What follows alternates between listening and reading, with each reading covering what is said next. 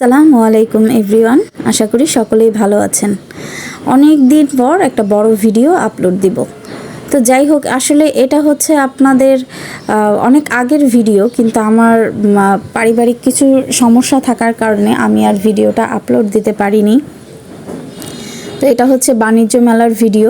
সেদিন বাণিজ্য মেলায় গিয়েছিলাম। তো এর আগে তো দেখতেই পেলেন যে কিভাবে গেলাম। তো সেই একদম বাণিজ্য মেলায় নেমে কিছু দূর হাঁটার পরেই দেখলাম যে এরকম গরুর দুধের চা বিক্রি করছে, আর চা মানেই ভালোবাসা। তো যাই হোক, দেখেই খুব লোভ হয়ে গেল। লোভে পড়েই আর কি চাটা নিলাম। চাটা আসলে দেখতে যত সুন্দর, খেতে ততটা সুন্দর ছিল না। আসলে কথায় আছে না যে সব কিছু দেখতেই সুন্দর হলে সেটা খেতেও ভালো হবে, বিষয়টা আসলে সেরকম না। তা আমার কাছেও এরকমই লেগেছে। চাটা আসলে খুব পাতলা ছিল। তো যাই হোক, ঘেটে ঢুকে এই যে সুন্দর আর কয়েকটা দোকান দেখলাম। এই যে মহাস্থানের বিখ্যাত কটকটির দোকান।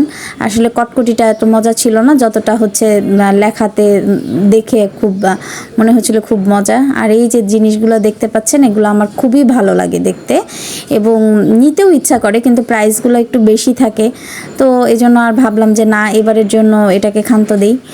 তারপর ঘুরতে ঘুরতে পাশের দোকানেই দেখলাম যে খুব মজাদার আচার বিক্রি করছে। তা আচার মানেই তো আসলে খুব দেখেই মানে লোভ লাগে। আর আমার হাজবেন্ড, আমার বাচ্চা ছোট হলেও মানে এত আচার পছন্দ করে তারা, বলার বাহিরে। তো তারা দেখেই একদম কিনে খাওয়া শুরু করলো। আর আমি পাশের দোকানে এরকমই যে জুতো, বিভিন্ন অর্নামেন্টসের দোকান ঘোরাঘুরি করতে লাগলাম।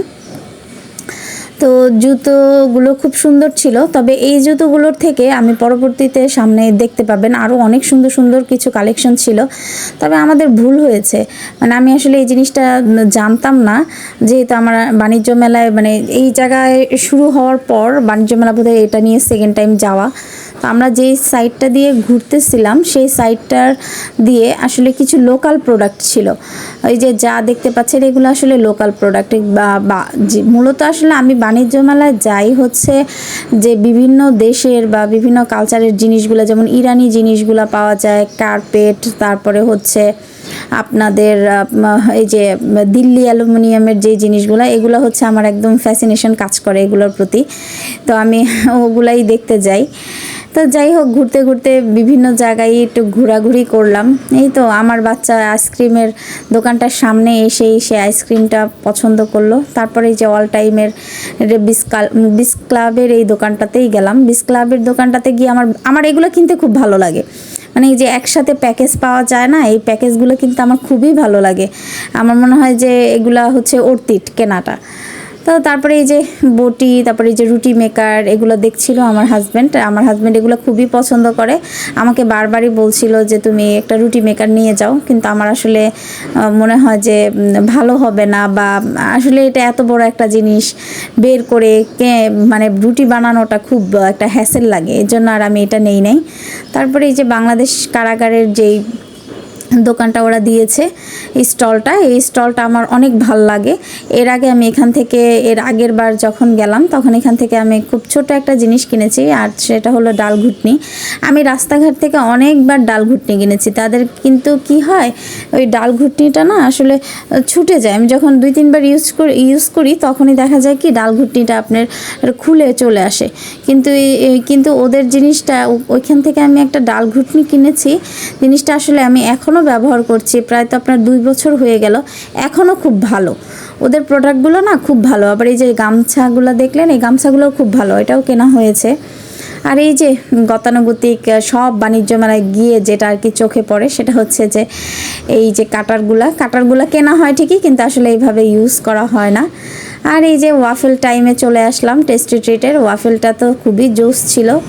তারপরে এই যে এখানে দেখেন দেখা যাচ্ছে বিভিন্ন ঘরের জিনিসগুলা, ক্রোকারাইজ আইটেম। তো ক্রোকারাইজ আইটেম আমার সবসময় ভালো লাগে। তারপরে ঘুরে ঘুরে দেখছিলাম যে কি কি পাওয়া যায়। এই যে একটা কিনলে 10টা ফ্রি, এই একটা কিনলে 10টা ফ্রি। যে আপু আর ভাইয়াকে দেখছেন, তাদের তো ওই যে এই ভাইয়াটা একদম পটায় ফেলছে পুরা 10টা। ওই যে দেখাচ্ছে যে এই যে মেশিনটা, ঠিক আছে, এই মেশিনটা রেখে আমি আপনাদের ওভেন দিব, ঠিক আছে। তারা তো একদম পটে গলে অস্থির। তো যাই হোক, তাদের ব্যাপার, আমার আসলে এটা ভালো লাগে না। একটা কিনলে 10টা ফ্রি জিনিসগুলো আসলে কেমন হবে, আমি কখনো কিনি নাই, কিন্তু একজনকে কিনতে দেখেছি, আসলে অত ইউজ করা হয় না। তো যাই হোক, এই যে কফিতে গেলাম, কফিতে গিয়ে ম্যাঙ্গো বার কিনলাম। আমার ছেলে অনেক ম্যাঙ্গো বার পছন্দ করে। আর এখানে চলে আসলাম হচ্ছে আরএফএলের শোরুমে। আরএফএলের শোরুমে এই পরিমাণে ভিড়, মানে আমি ভিডিও করব কি, মানে আমি খুব হাতে গোনা কয়েকটা জিনিস ভিডিও করতে পেরেছি। তারপরে চলে আসলাম এই স্কয়ারের এই স্কয়ারের এই স্টলটাতে অনেক কিছু ছিল। এই যে দেখেন, বিভিন্ন প্যাকেজ সাজানো ছিল। আর আমার এইসব প্যাকেজ কিনতে খুবই ভালো লাগে। তো যাই হোক, সামনে যেহেতু ঈদ, সব কিছু মিলে আমি একটা প্যাকেজ কিনলাম। এই যে এই প্যাকেজটা দেখতে পাচ্ছেন, এই প্যাকেজটা কিনে ফেললাম। আর এটা ছিল আপনার খুব সম্ভবত, মনে পড়ছে না, ইরানি একটা স্টল খুব সম্ভবত এটা ছিল। এখানে বিভিন্ন ধরনের এই যে ট্রে, তারপরে এই যে ল্যাম্পগুলা, আমার যে এইগুলা কি ভালো লাগে, মানে অসম্ভব ভালো লাগে আমার এই ল্যাম্পগুলা। মানে আমার যদি সামর্থ্য থাকতো আমি হয়তো কিনেই ফেলতাম, তাও একটা না, বেশ কয়েকটা কিনতাম। আর বাসার জন্য অনেক দিন ধরেই ভাবছি যে একটু ডাইনিং টেবিল কিনবো। তো আমার আসলে এখন দেখা যায় যে আসলে স্বাদের থেকে, মানে ইচ্ছা থেকে, সামর্থ্য থেকে না, আসলে চয়েসটা খুব বেশি। খালি বারবারই চোখ যাচ্ছিল আপনার কি বলো এটাকে, কি ডাইনিং টেবিল বলো এটাকে, মার্বেল পাথরের ডাইনিং টেবিলগুলো।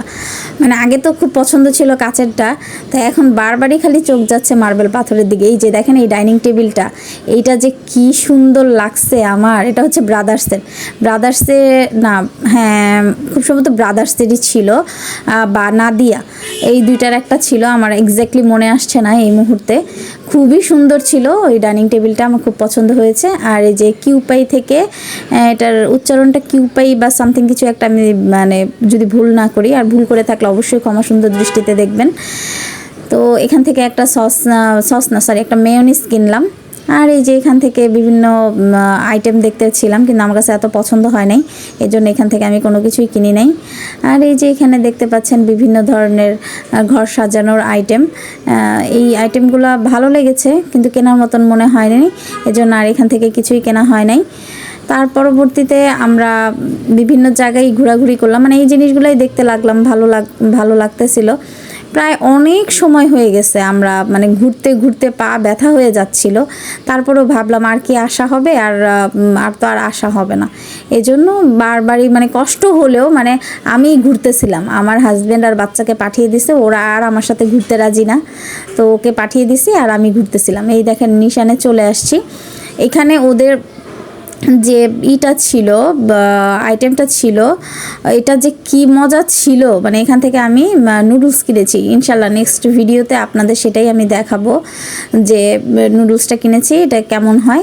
আর এই যে জুতোগুলো দেখতে পাচ্ছেন, এইটা হচ্ছে যে ইরানি স্টল। এইখানের জুতোগুলো ইরানি না, সরি পাকিস্তানি স্টল ছিল এটা। হ্যাঁ, পাকিস্তানি স্টলটা তো আমার খুবই ভালো লেগেছে, এবং জুতোগুলোও ভালো লেগেছে। আমি এক জোড়া জুতো কিনেছি, ইনশাল্লাহ সেটা দেখাবো নেক্সটে। আর এই যে ইরানি স্টল যেটা, এটা ছিল পাথর টাথরের, কিন্তু এত ভিড় ছিল আমি আর দেখতে পাচ্ছিলাম না, এই জন্য কিছু কেনা হয়নি। ইচ্ছা ছিল যে একটা হাতের আংটি কিনবো। তারপর চলে আসলাম আমার কাঙ্ক্ষিত দোকানে, আর সেটা হচ্ছে খুব সম্ভবত এটা কি দিল্লি অ্যালুমিনিয়াম, সরি এসকেবি ছিল, এটা দিল্লি অ্যালুমিনিয়াম ছিল না, এটা এসকেবি থেকে একটা পাতিল কিনেছি।